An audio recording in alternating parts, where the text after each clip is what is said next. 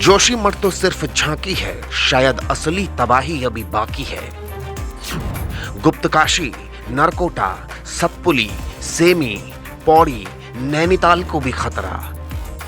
कर्णप्रयाग के कई घरों में भी आ गई हैं दरारें, डर के मारे कांप उठे लोग। किसी ने घर छोड़ा, कोई टेंट लगाकर सो रहा है, खौफ का मंजर है। अगर आपको लगता है कि सिर्फ उत्तराखंड के जोशीमठ का ही जर्रा जर्रा थर्रा रहा है तो आप एकदम गलत हैं। सिर्फ जोशीमठ ही नहीं, उत्तराखंड के कई मुख्य पर्यटन स्थल खतरे की जद में हैं। पहाड़ों का अंधाधुंध मशीनीकरण, बिना मास्टर प्लान और ड्रेनेज सीवरेज की कोई व्यवस्था न होने के चलते उत्तराखंड के कई शहर डूबने के कगार पर खड़े हैं। यूं समझ लीजिए कि उत्तराखंड के लोगों की जिंदगी अब ये दरारें तय कर रही हैं। एक तरफ जोशीमठ इस आधुनिकीकरण का बोझ नहीं उठा पा रहा, तो दूसरी तरफ कई शहर भी जोशीमठ की तरह ही भयानक खतरे का संकेत दे रहे हैं। केदारनाथ का मुख्य पड़ाव कहे जाने वाले गुप्तकाशी पर बड़ा खतरा मंडरा रहा है। यहां साल दर साल नेताओं की बयानबाजी होती रही, लेकिन न सीवरेज की व्यवस्था हुई, न ड्रेनेज की। आज हालत यह है कि शायद गुप्तकाशी में भी जमीन के अंदर कभी भी बड़ी हलचल हो सकती है। गुप्तकाशी के ठीक नीचे सेमी गांव है। बताया जाता है कि लंबे वक्त से सेमी गांव भी धंस रहा है और कभी भी मंदाकिनी नदी में समा सकता है। उधर जोशीमठ में दरारों ने लोगों की जान सांसत में डाली हुई है कि दूसरी तरफ कर्णप्रयाग में भी इस तरह की घटना सामने आई है।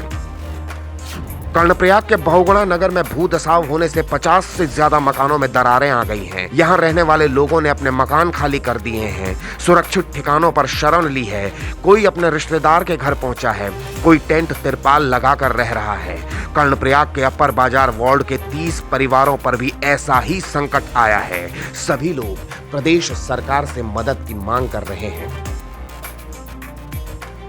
अब जरा रुद्रप्रयाग जिले के नरकोटा की तरफ चलिए। यहाँ कई महीनों से लोगों की एक शिकायत है। शिकायत ये कि उनके घरों में दरारें पड़ रही हैं। इसकी वजह भी लोगों ने बताई है और कहा है कि 4 धाम रेल नेटवर्क के लिए जिन सुरंगों का काम चल रहा है, उनकी वजह से उनके घरों में दरारें पड़ गई हैं।